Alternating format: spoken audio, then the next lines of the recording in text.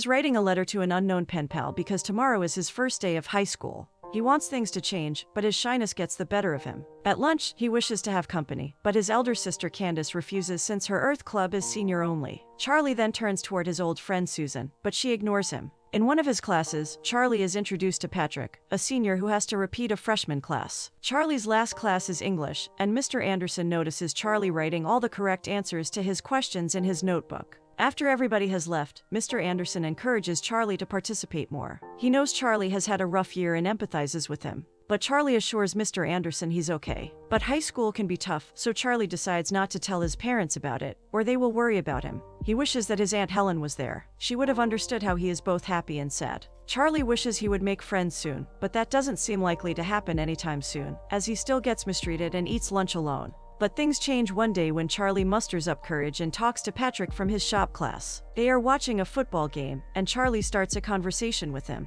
They are soon joined by Sam. Charlie gets to hang out with them after the game. They have food together and talk about music. Charlie shares that his Aunt Helen said he should be a writer. Sam advises Charlie to write about her and Patrick adds a hilarious name to it. Charlie asks them how long they have been dating, as they seem very happy. Both laugh and Sam tells him that Patrick is her stepbrother. They give him a ride back home. Charlie is happy after a very long time, but his smile soon disappears when he sees his sister's boyfriend. Derek slap his sister after an argument. He tries to intervene, but Candace pushes him out of her room and says she can handle it. Charlie keeps getting flashbacks of his Aunt Helen. At the homecoming, Charlie is standing alone against the wall. Finally, when they start playing good music, Sam and Patrick take it to the dance floor and perform their living room routine. Seeing them have so much fun, Charlie decides to join them. After the homecoming, they take Charlie to their friend Bob's party. There Charlie unknowingly eats a brownie and soon starts entertaining everybody with his hilariously honest opinions. He asks for a milkshake, so Sam makes him one with the ice cream. They start talking, and Charlie reveals he had a friend, Michael,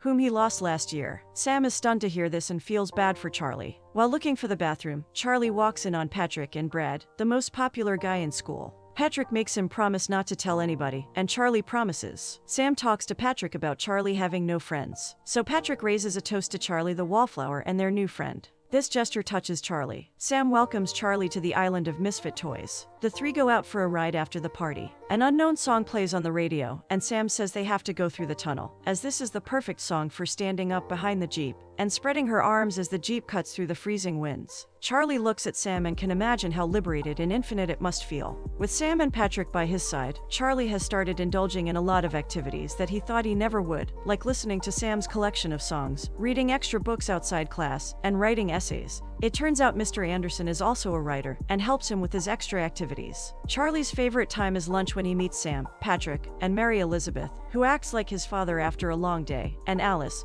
who steals jeans from the stores even though her family is wealthy. Charlie likes Sam and makes a mixtape for her so she knows how he feels. Charlie also visits the Rocky Horror Picture Show, where Patrick and Sam are participating. At the after party, Charlie finds Sam sitting alone. He asks if everything is okay. She is worried she wouldn't get into Pennsylvania State University because she didn't score well on her Scholastic Assessment test. Charlie offers to help her study for the next exam. He gets jealous when he sees Sam dance with her boyfriend, Craig, a photography student in college. Charlie starts tutoring Sam. Soon it is Christmas, and Charlie helps Sam with her Secret Santa plan. Mr. Anderson gives Charlie his copy of his favorite book as a Christmas present. At the Christmas party, Charlie gives personalized gifts to Sam, Mary Elizabeth, Alice, Bob, and Patrick and gets them emotional. Sam gives Charlie a typewriter to thank him for his help. They talk a little, and Sam reveals her troubled past. Charlie tells her his aunt had something similar done to her, but she changed her life around, and so can Sam. Charlie tells her his aunt was his favorite person in the world until now, indicating Sam has taken that place. Charlie's family takes extra care to make Charlie's birthday special, because it was on this day he lost his Aunt Helen in an accident. He frequently gets the flashback, and after the New Year's party, he wanders off into the street and lies on the fresh snow to make a snow angel as he remembers his aunt. He soon passes out and wakes up in the hospital. His parents and an officer questioned him about the incident, but he denied taking anything and said he was tired. Craig was supposed to be the Rocky for the Rocky Horror Picture Show, but he didn't show up. Charlie is asked to play his part. Charlie enjoys himself on the stage. After the show, Mary Elizabeth asks Charlie to go to the school dance with her. They soon get into a pseudo-relationship, but Charlie cannot get Sam out of his head. Charlie goes along with the relationship because he is too good to hurt somebody's feelings. But he soon gets an opportunity. One might consider it one of the worst ways to break up, but it had to be done. The group is playing Truth and Dare, and Patrick asks Charlie to kiss the prettiest girl in the room. Mary Elizabeth expects it to be her, but Charlie turns towards Sam, to her dismay, upsetting both Sam and Mary Elizabeth. He apologizes, but a simple apology wouldn't work for the mess he has created. Patrick advises him to stay away for a while. It has been 2 weeks since he has not spoken to his friends. He feels he is going back to the dark place as the flashbacks come very often now. One day Bob tells him that Brad's father caught Brad and Patrick together. Charlie thinks Patrick needs a friend right now, so he approaches him in school only to be shunned. During lunch, Charlie is sitting alone. One of Brad's friends trips Patrick and Brad laughs at Patrick with them. He then calls Patrick some very derogatory things, and a fight breaks out. Brad's friends corner Patrick. Sam tries to intervene but is pushed aside. Charlie comes to rescue Patrick but blacks out. When he regains his senses, he sees his knuckles bruised and Brad and his friends on the ground. He warns them to stay away from his friend. He ends up in the principal's office, but Brad tells the principal what happened and saves Charlie from detention. While coming out of the office, he thanks Charlie for stopping his friends. Sam meets Charlie outside school. She asks how he is doing, and Charlie confesses that he doesn't remember doing anything. Sam tells him he saved her brother. Charlie is concerned that now she might be scared of him,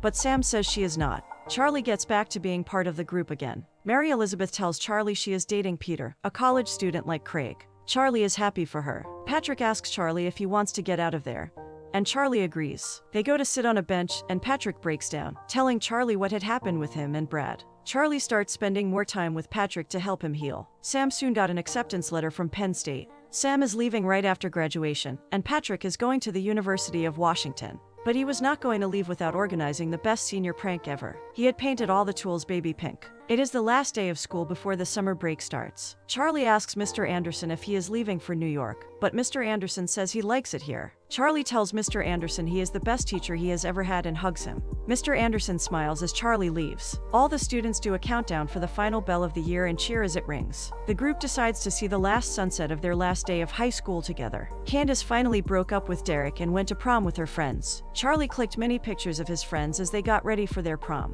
He was happy because his friends were happy. After prom, Sam discovers Craig has been cheating on her this whole time. Charlie comes to her graduation ceremony and hugs her. He believes it is her time to shine after whatever happened. At Sam's going away party, Charlie wanted to tell Sam about their ride and how for the first time, he felt as if he belonged somewhere. She will be leaving the next day, so Charlie gives her all his books because they are a part of him. Sam gets emotional. Charlie stays with her late, helping her pack. She tells Charlie she had lunch with Craig for the first time after they broke up. She wonders why they pick people who treat them like they are nothing. Charlie repeats what Mr. Anderson had once said to him: "We accept the love we think we deserve." He tells her that he wants her to be happy. They confide in each other about their feelings. The next day Sam leaves. Charlie's mental health deteriorates as he starts banging his head repeatedly, saying "my fault." He tells himself to stop crying as tears keep rolling down his cheeks. He calls Candace, who is at her friend's place, and blames himself for Aunt Helen's accident. Candace quickly asks her friends to call the cops and send them to her house. The police opens the door and find Charlie unconscious. He is taken to the hospital, where he meets with the psychiatrist, Dr. Burton. She helps him by getting his repressed memories back so they can address them. It is revealed that Charlie's aunt took advantage of him when he was a child, and Charlie's parents break down when Dr. Burton tells them this. Charlie stayed in the hospital for several days. Sam and Patrick visit him once he is released from the hospital. Sam tells him she found the tunnel song, and they go for a ride. Only this time, it is Charlie spreading his wings with the love of his life, knowing he's not a sad story, but alive, listening to the song, and in this moment, he believes we all are infinite.